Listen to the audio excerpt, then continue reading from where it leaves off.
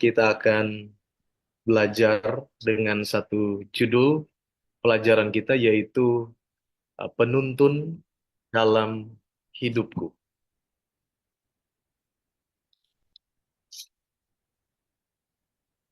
Di dalam kehidupan kita, saudara dan saya, pemirsa dari Oral Channel, di mana saja Anda berada, kita selalu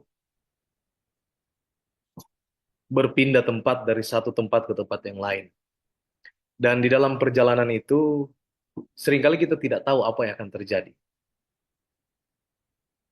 Seringkali langkah kaki kita melangkah saja tanpa kita tahu di depan kita ada apa.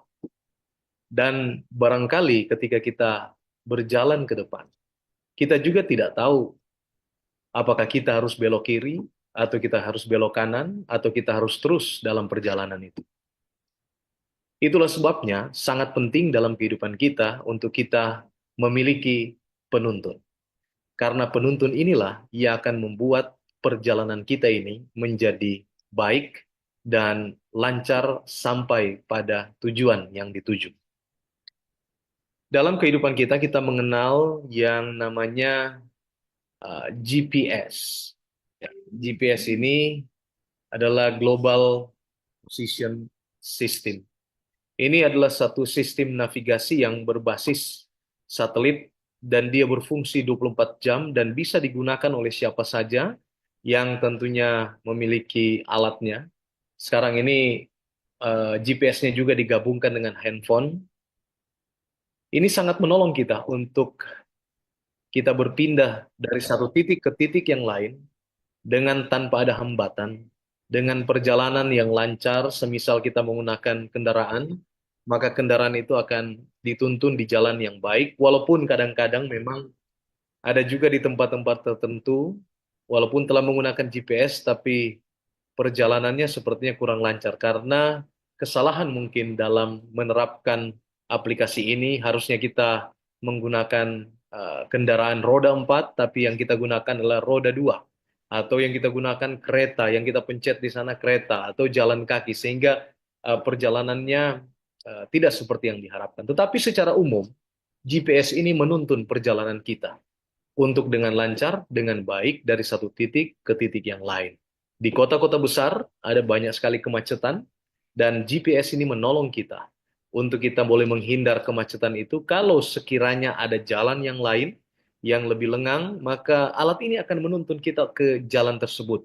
Sehingga kita bisa dengan cepat untuk tiba di satu tempat. Jadi ada berbagai-bagai alternatif yang dapat kita ambil dari dengan adanya GPS ini untuk menjadi penuntun dalam perjalanan kita.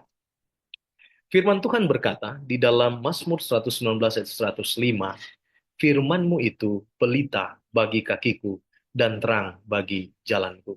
Di atas GPS ada firman Tuhan yang menjadi pelita bagi perjalanan kita, langkah kaki kita, dan penerangan untuk jalan kehidupan kita. Tentunya Raja Daud ketika menuliskan ayat emas ini berangkat dari satu pengalaman yang dia telah alami bersama-sama dengan Tuhan. Satu pengalaman yang tentunya tidak mudah, satu pengalaman yang penuh dengan banyak tantangan. Kita tahu di dalam Alkitab, Raja Daud mengalami berbagai-bagai hal yang berat di dalam kehidupannya. Walaupun dia seorang raja dengan glorification yang luar biasa, tetapi jangan lupa ada banyak tantangan yang dia hadapi. Dia menulis di dalam Mazmur 23, dia pernah berada di lembah kekelaman, yang bisa saja itu ditafsirkan ketika anaknya sendiri melawan dia. Yang bisa saja itu ditafsirkan ketika masa-masa kelam dia harus berhadapan dengan Raja Saul, yang sudah ditarik pengurapannya oleh Tuhan, dan dia, Daud sendiri yang menggantikannya. Namun Saul belum turun dari tahta kerajaan itu. Dia mengalami masa-masa sulit. Dan mungkin yang paling sulit juga salah satunya adalah ketika dia harus berhadapan dengan dosa. Pada waktu dia mengambil istri dari tentaranya, pasukannya sendiri. Hal-hal inilah yang kemudian mendorong dia untuk menuliskan ayat emas ini. Bahwa perjalanan kita, langkah kaki kita, butuh pelita. butuh terang. Karena kalau kita tidak ada terang, tidak ada pelita, bisa jadi. Dan kita punya kecenderungan, karena kita berdosa, kita punya kecenderungan untuk salah jalan, salah langkah, jatuh ke dalam cobaan, dan tantangan-tantangan di dalam kehidupan kita. Kitab suci firman Tuhan, kitab suci terdiri dari perjanjian baru dan perjanjian lama. Ini berisi firman Allah, firman yang disampaikan oleh Allah. Memang ada juga kalau kita membedah kitab suci ini, ada juga kitab-kitab yang lain yang berisi cerita, yang berisi syair, yang berisi pujian. Ada kitab yang berisi tulisan dari nabi-nabi besar, nabi-nabi kecil, ada juga kitab Injil beraneka ragam, tetapi semuanya itu dibungkus dengan satu kalimat, itu adalah sabda Allah. Karena Allah ingin menyampaikan kepada kita pengetahuannya tentang keselamatan yang dapat menjadi tuntunan di dalam kehidupan kita di dunia yang berdosa ini. Dan Alkitab ini adalah istimewa untuk kita. Karena tidak bisa dibandingkan dengan buku apapun. Karena di dalam Alkitab mengandung berbagai hal yang dapat menolong kita di dalam kehidupan kita ini untuk kita berjalan di jalan yang benar. Kita boleh mengenal Allah dengan seluas-luasnya, dengan sebenar-benarnya, karena ada banyak hal yang dituliskan mengenai Allah di sana. Kita boleh mengenal Yesus Kristus di sana, kita boleh mengenal tentang Roh Kudus juga di sana. Dan kita boleh mengetahui keadaan kita sebagai manusia di dalam Alkitab. Betapa istimewanya Alkitab ini karena memuat informasi yang sangat-sangat komplit tentang keadaan kehidupan kita sebagai manusia. Dan bukan hanya itu, ada dua cara Tuhan menyatakan dirinya lewat Alkitab. Saking istimewanya kita sebagai manusia, Tuhan menyatakan dirinya kepada kita lewat dua cara, yaitu cara umum dan cara khusus. Semuanya ini supaya kita, manusia yang terbatas ini, yang sudah jatuh ke dalam dosa, penuh dengan keterbatasan ini, dapat menyelami pikiran-pikiran Tuhan. Walaupun mungkin hal itu sulit dan punya tantangan tersendiri. Tetapi secara umum, pernyataan Allah kita bisa lihat di dalam Alkitab.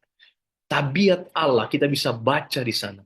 Lewat sejarah-sejarah, lewat bagaimana Allah memperlakukan manusia dari zaman ke zaman, bagaimana alam berbicara tentang Allah, dan itu adalah pernyataan-pernyataan umum yang Allah ingin sampaikan, komunikasikan kepada kita sebagai manusia. Saudara bisa baca itu di dalam Mazmur 19 ayat 2 dan kitab Roma, dan ada banyak ayat-ayat yang lain yang mengungkapkan bagaimana niat Tuhan untuk dapat menolong kita dalam perjalanan kita di atas dunia ini, menjadikan tuntunan bagi kita untuk kita berjalan dengan aman, damai, tentram, dan penuh dengan kesejahteraan. Bagaimana dengan pernyataan atau penyataan secara khusus? Tentunya dosa telah mengaburkan pandangan kita terhadap Allah. Karena dosa ada banyak keterbatasan kita untuk kita mengenal Allah. Tetapi di dalam kasih Allah, Allah menyatakan dirinya kepada kita. Dia menolong kita untuk menjawab berbagai pertanyaan-pertanyaan yang mungkin tidak terselami di dalam akal budi kita sebagai manusia akan besarnya Allah dan bagaimana dia membimbing kehidupan kita. Itulah sebabnya dia datang ke dunia ini secara khusus dalam rupa manusia. Dia pesongkan dirinya turun ke dunia ini untuk menyatakan kasihnya kepada kita. Karena begitu besar kasih Allah akan dunia ini, sehingga ia telah mengaruniakan anaknya yang tunggal, supaya setiap orang yang percaya padanya tidak binasa, melainkan beroleh hidup yang kekal. Lewat diri Allah secara khusus datang untuk menyatakan dirinya, agar kita manusia ini mengenal dia, dan kita boleh percaya, kita boleh beriman kepadanya, dan kita boleh diselamatkan. Apa fokus dari Alkitab ini sendiri? Tentunya banyak sekali hal yang dituliskan dalam Alkitab. Ada kitab-kitab yang berisi tentang Allah, ada kitab-kitab bercerita tentang bagaimana penciptaan dunia ini, ada kitab Taurat, ada kitab nabi-nabi besar, ada kitab nabi-nabi kecil, ada kitab nubuatan, ada kitab Injil, ada kitab tulisan rasul-rasul, dan banyak hal yang lain. Tetapi yang menjadi fokus utama dari kitab-kitab ini adalah dia berfokus bercerita tentang Tuhan kita. Mengapa demikian? Karena dari kurang lebih 40 penulis Alkitab yang punya latar belakang berbeda-beda, yang telah menuliskan kitab-kitab ini dalam kurun waktu yang panjang, yaitu kurang lebih 1500 tahun. Tetapi semua tulisan-tulisan mereka ini, mereka tidak ada perbedaan satu dengan yang lain. Karena ada Roh Kudus yang menuntun mereka, dan fokus mereka hanya satu, yaitu untuk mengenalkan Juru Selamat Yesus Kristus kepada kita. Oleh karena itu, penting sekali untuk kita memahami Alkitab ini dari berbagai kitab, 66 kitab ini penting untuk kita baca, kita renungkan, kita pelajari, sehingga kita boleh mengenal Yesus Kristus itu dengan sebulat-bulat hati kita. Kita boleh mendapatkan gambaran yang utuh tentang Tuhan yang kita sembah. Proses inspirasi dari Alkitab ini merupakan proses inspirasi yang luar biasa. Saya sudah sampaikan tadi, ada Roh Kudus yang mengilhami para penulis Alkitab, tentunya lewat dua hal, ada yang dikatakan dengan verbal inspiration, yaitu kata demi kata yang disampaikan oleh Paulus. Ada juga yang namanya thought inspiration, yaitu hanya buah pikiran saja yang disampaikan kepada penulis. Lalu kemudian penulis itu membahasakan dalam bahasa manusia, berdasarkan latar belakangnya, berdasarkan kapasitasnya, dia tuliskan itu dalam bahasa manusia. Di dalam 2 Petrus 1:21, firman Tuhan menyampaikan bahwa proses inspirasi ini kita kenal dengan yang namanya diilhamkan. Ilhamkan itu adalah dihembuskan oleh Allah. Theonustos. Artinya Allah, theos, menghembuskan. Nustos. Menghembuskan kepada manusia. Supaya manusia dapat membahasakan firman dari tempat yang maha tinggi ini di sorga ke dalam kata-kata yang dapat dimengerti. Kenapa Tuhan menggunakan instrumen manusia? Karena firman ini disampaikan untuk manusia. Sehingga bahasa itu dapat dengan jelas dipahami oleh manusia. Lewat thought inspirations, lewat verbal inspiration. Sehingga diharapkan komunikasi yang dijalin oleh surga ke dunia ini dapat nyambung. Sebagaimana dulu zaman Yakub ketika dia lari dari rumahnya, karena dia takut dengan Esau, di satu tempat dia kemudian mendapatkan mimpi. Dia lihat sorga, kemudian terhubung dengan dunia ini lewat satu tangga. Dan di tangga itu malaikat lalu lalang turun naik ke sorga. Ini adalah proses komunikasi yang sorga bangun untuk kita yang hidup di atas dunia ini. Dan inilah proses yang benar. Inisiatifnya ada dari sorga. Pernah manusia membuat inisiatif untuk mengadakan komunikasi dengan sorga, dan itu tercermin dari pembangunan menara. Bagaimana ketika menara dibangun oleh orang-orang di zaman Babel, ketika menara yang besar dibangun, di sana kemudian kita mendapati bagaimana manusia mau menjangkau sorga. Tapi ini tentunya hal yang mustahil karena manusia banyak keterbatasan. Menara Babel adalah tindakan manusia menjangkau sorga yang akhirnya berbuah kegagalan. Selain daripada ada ketetapan Tuhan di waktu itu, manusia harus bertambah banyak, harus beranak cucu bertambah banyak, dalam arti kata terserak ke seluruh penjuru dari dunia ini. Di sisi yang lain, manusia punya satu jalan pemikiran sendiri, yaitu mereka ingin berkumpul di satu tempat. Dan tentunya ini berlawanan dengan kehendak Allah. Tetapi apapun itu, saudara yang dikasih Tuhan Yesus Kristus, ketika sorga berinisiatif, maka inisiatif dari sorga itu akan diterima oleh manusia dengan sepenuh hati. Kenapa? Karena sorga betul-betul merencanakan secara spesifik bagaimana dia harus menjangkau manusia yang berdosa. Lewat komunikasi, dan komunikasi yang dibangun adalah lewat nabi-nabi, rasul-rasul yang dipilih oleh Tuhan untuk menuliskan firman ini. Sehingga tujuannya jalan kehidupan kita di dunia ini dapat baik adanya, dapat lancar adanya, dan kita dapat mengenal Allah kita yang telah menyelamatkan kita dengan baik dan benar. Alkitab adalah Alkitab Alkitab ini berasal dari gulungan-gulungan kitab. Tentunya kalau kita membaca sejarah, saya mengutip di sini di dalam buku Kemenangan Akhir bab 4 dan bab 15, ada satu peristiwa-peristiwa penting di sana di dalam sejarah dunia ini, bagaimana Alkitab itu ditemukan dari gulungan-gulungan kitab di Gua Qumran. Lalu kemudian ada banyak upaya yang terjadi di dunia ini. Salah satu yang paling menonjol adalah revolusi Prancis ketika kanonisasi Alkitab telah terjadi lewat konsili. Kemudian kanonisasi Alkitab itu menghasilkan 66 buku ini atau yang kita kenal sekarang dengan Alkitab, kitab suci, 39 kitab di Perjanjian Lama dan 27 kitab di Perjanjian Baru. Kita kemudian mendapati ada satu sejarah di mana terjadi revolusi Prancis, di mana ada satu usaha. Di revolusi industri ini ada satu usaha untuk membinasakan yang namanya Alkitab. Kenapa? Karena revolusi industri ini ditandai dengan tingginya akan akal budi manusia. Jadi ketajaman berpikir manusia itu ada pada masa revolusi Prancis. Kenapa? Karena di waktu itu industri betul-betul sangat memegang peranan yang kuat di waktu itu. Industri banyak berkembang, penemuan-penemuan baru begitu masif di waktu itu. Ini mencerminkan ketajaman daripada akal dan pikiran manusia. Dan kita sudah tahu bahwa ketika akal manusia semakin bertambah tajam, bertambah logik, maka lawan dari logika itu adalah iman. Kenapa lawan logika adalah iman? Karena iman, kita beragama, kita beriman, yang kita asa itu, ketika kita beragama, yang kita asa itu adalah iman kita. Apa arti iman? Iman itu berdasarkan Ibrani pasal 11 adalah percaya kepada sesuatu yang tidak kelihatan. Jadi ketika kita datang ke gereja, ketika kita berkumpul, kita dengar firman, kita berdoa, kita sementara mengasah pikiran kita untuk percaya kepada yang tidak kelihatan. Dan ini tentunya sulit. Ketika kita berusaha untuk menggunakan akal budi kita untuk memahami itu, ini menjadi sulit dan tidak mudah. Itulah sebabnya di dalam memahami firman Tuhan, perlu yang namanya iman. Iman ini memegang peranan yang penting. Kepercayaan itu penting.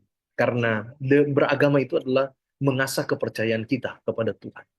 Dan ketika kita melihat sejarah ini, bahwa Alkitab ini tetap dipelihara dari zaman ke zaman. Walaupun di revolusi industri, revolusi Prancis ini berusaha dibinasakan, tapi Tuhan punya cara. Surga punya cara. Yaitu dengan menggunakan orang-orang Waldensia untuk dapat menolong akan Alkitab ini tetap eksis. Orang-orang Waldensia yang hidup di pegunungan-pegunungan Alpen, mereka hadir di sana sebagai mata rantai emas daripada terjaganya kitab suci sampai pada kita saat ini, di zaman ini. Orang Waldensia, mereka membuat camp-camp di gua-gua. Mereka melatih anak-anak mereka untuk menghafal Alkitab. Mereka kemudian menuliskan itu, hafalan itu, menuliskan kembali dengan cara-cara yang sederhana. Dan di waktu itu ketika mereka menuliskan itu, mereka menghafal, menuliskan itu, mereka dikejar-kejar oleh pemerintah di waktu itu. Dan ketika didapat, mereka bersembunyi di gua-gua. Mereka kemudian harus ditangkap dan karena sudah di tempat yang tinggi di pegunungan Alpen, perlu effort dari pemerintah untuk bawa mereka ke bawah untuk dihukum. Tetapi cara yang paling mudah adalah dengan membuang saja mereka ke pegunungan yang terjal itu. Dan uh, kemenangan akhir menuliskan, Ellen White menuliskan bahwa ketika orang-orang Waldensia ini dibuang ke pegunungan yang terjal ini di pegunungan Alpen, ketika dia jatuh di sana, ketika kulit dagingnya tercabik-cabik waktu dia jatuh ke sana, ketika darahnya itu terpecik kemana-mana, itu adalah gambaran bahwa apa yang dirintis oleh orang-orang Waldensia ini, firman Tuhan yang mereka jaga, itu juga akan tersebar kemana-mana, bagaikan daging, tulang, kulit, darah mereka yang juga terpancar kemana-mana ketika mereka menghadapi penganiayaan ini. Mereka harus dibuang di lembah atau di pegunungan Alpen ini.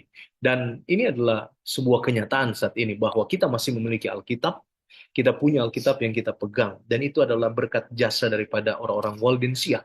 Yang mana ketika anak-anak mereka bertambah besar, kemudian anak-anak ini mereka sekolahkan di berbagai-bagai perguruan-perguruan tinggi yang ada di Inggris, yang ada di Jerman, dan di tempat-tempat yang lain. Dituliskan bahwa mereka benar bersekolah di sekolah kedokteran, mereka benar bersekolah di fakultas tertentu, tetapi tujuan mereka di sana bukan hanya bersekolah. Tujuan utama mereka adalah membentuk kelompok-kelompok kecil, dan di kelompok-kelompok ini, di ruang-ruang inilah, mereka kemudian menyampaikan kebenaran Alkitab yang mereka tuliskan. Dan juga bukan hanya itu, orang-orang tua mereka pergi ke pasar untuk berjualan, tetapi berjualan itu hanyalah cara. Tujuan mereka berjualan di pasar untuk menyebarkan selebaran-selebaran ini. Selebaran sebenarnya yang berisi Alkitab firman Tuhan. Dan dari selebaran-selebaran inilah kemudian yang dikumpulkan oleh raja di waktu itu, King James, dan kemudian ini kemudian disatukan menjadi Alkitab yang kita namakan sekarang juga adalah King James Version dalam bahasa Inggris. Jadi ada banyak hal yang terjadi dalam sejarah dunia ini yang membuktikan bahwa Alkitab ini betul-betul dipelihara oleh Tuhan, baik dari sisi keasliannya maupun dari sisi keberadaannya hingga pada saat ini. Alkitab telah terpelihara, tetap terpelihara dengan akurasi yang menakjubkan, bahkan Roh Kudus tetap ada untuk menolong kita. Bahkan hingga saat ini, ketika kita mengadakan KKR, ketika kita mengadakan KPA, Roh Kudus hadir di sana. Ketika kita membuka lembaran-lembaran Alkitab, firman Tuhan disampaikan, Roh Kudus hadir di sana. Dan orang-orang yang kita ajari diyakinkan terhadap kebenaran ini dan mereka menerima Yesus sebagai juru selamat pribadi mereka. Satu kesatuan Alkitab menolong kita memahami bahwa benar bahwa segala tulisan yang diilhamkan Allah memang bermanfaat untuk mengajar, untuk menyatakan kesalahan, untuk memperbaiki kelakuan dan untuk menolong orang dalam mendidik orang dalam kebenaran. 2 Timotius 3 ayat 16. 2 Petrus 1:21, sebab tidak pernah nubuat dihasilkan oleh kehendak manusia, tetapi oleh dorongan Roh Kudus orang-orang berbicara atas nama Allah. Ada Roh Kudus di dalam hati setiap penulis Alkitab, sehingga ketika mereka menuliskan sesuatu dalam bahasa manusia, Roh Kudus yang mengendalikan mereka. Sehingga ini boleh, sah, atau tepat untuk dijadikan satu penuntun di dalam setiap langkah kehidupan kita. Mari kita tiba pada fase bagaimana kita mendalami akan Alkitab ini. Dalam mendalami Alkitab ini kita masuk pada fase yang pertama yang paling dasar dari segala sesuatu adalah dengan membaca. Saya masih ingat ketika kami anak-anak, orang tua kami menyampaikan harus membaca Alkitab. Dan itu dibaca per pasal, satu hari sekian pasal. Ya, ketika masih kecil, usia SD, SMP, membaca itu sangat penting. Membaca firman Tuhan. Selain membaca buku pelajaran sekolah, membaca firman Tuhan itu sangat penting. Dan Alkitab perlu dibaca. Karena itu adalah bagian awal dari pemahaman. Dengan membaca, kita dapat mengerti. Memang sangat disayangkan kita hidup di negara kita, negara Indonesia yang kemampuan literasinya ini masih sangat kurang. Sehingga saudara bisa menemukan di mana-mana, bahkan kita juga mungkin pelakunya, kita tidak mau membaca buku kita tidak mau. Bahkan membaca WA saja kita bisa salah mengerti. Yang dimaksud tulisan WA ini yang kita mengerti yang lain. Kenapa? Karena kemampuan literasinya atau ketidaksukaan membaca atau kurang membaca, tidak gemar membaca sehingga kita tidak mudah, tidak gampang untuk memahami sesuatu karena memang kita kurang membaca. Dan ketika kita beragama, maka Alkitab ini perlu untuk kita baca. Yang nomor satu penting sekali adalah membaca. Karena dengan membaca itu menjadi pintu masuk ke dalam hal-hal yang lain di dalam proses pendalaman Alkitab ini. Yang kedua, dalami telaah roh nubuat, konkordansi, atau aplikasi bahasa. Setelah membaca, tentunya dengan semakin dewasanya seseorang, ketika dia berusia remaja atau sudah berusia berpendidikan tinggi atau sudah bekerja, maka jangan hanya membaca saja. Perlu untuk naik kelas, yaitu proses mendalami, pemenelaahan. Dan dalam proses mendalami menelaah, kita perlu dukungan dari source yang lain. Dalam hal ini, di zaman yang sudah sangat canggih ini, kita punya banyak aplikasi bahasa Alkitab. Di tab saya punya beberapa Alkitab dengan berbagai bahasa. Lalu ada interpretasi-interpretasinya, ada bahasa-bahasa aslinya yang dengan mudah kita bisa telaah, ada Bible Works, ada Sabda, ada banyak sekali aplikasi. Dan jangan lupa, kita di gereja kita ini punya roh nubuat. Kalau saudara punya tablet atau punya handphone, pastikan di sana juga saudara download EGW Writings.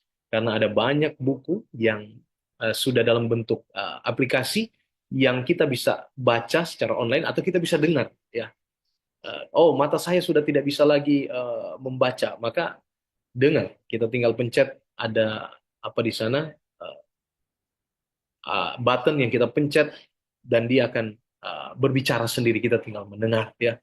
Buku yang kalau di lemari itu bisa 2 rak buku, tapi lewat aplikasi itu hanya di 1 kali pencet kita bisa membaca. Bahkan aplikasi ini menolong kita mencari kata kunci tertentu, kita tinggal search di sana.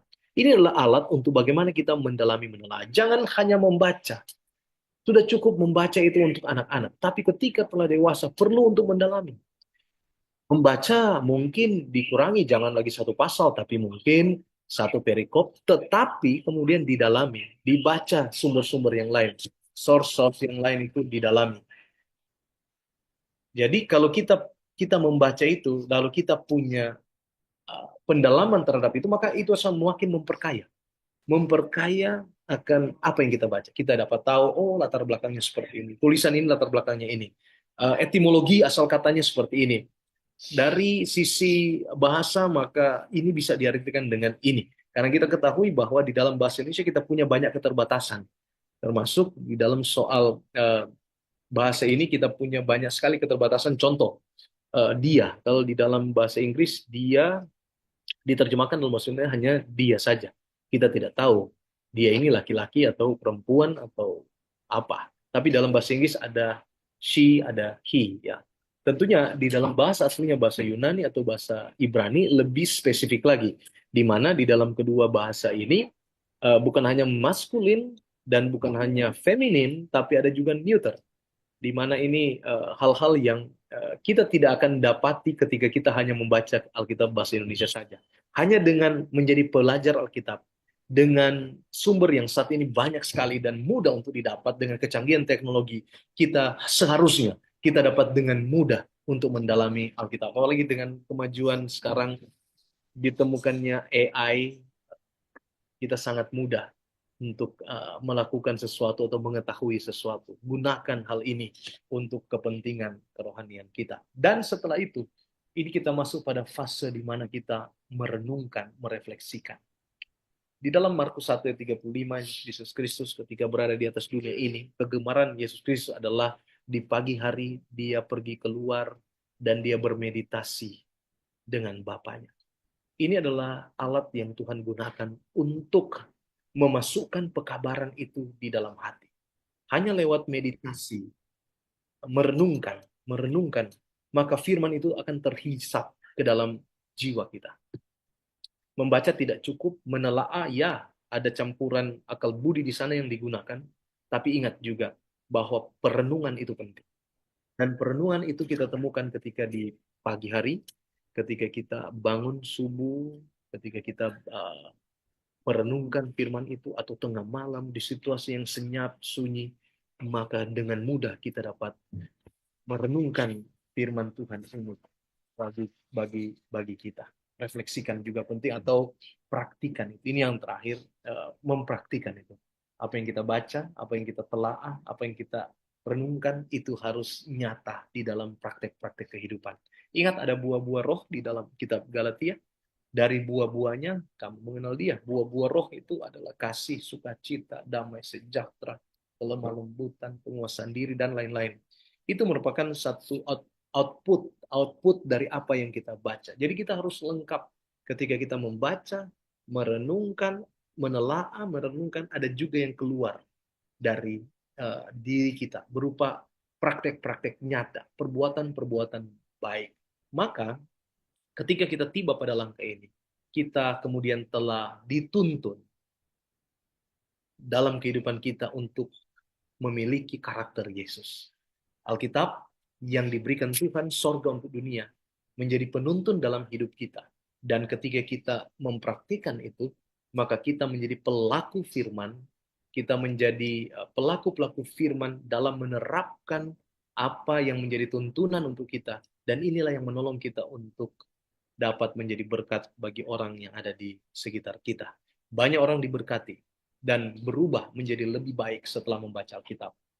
Menelaah, merenungkan, dan mempraktekkan. Mari kita tetap percaya pada Alkitab dan terus menjadikannya sebagai penuntun di dalam kehidupan kita.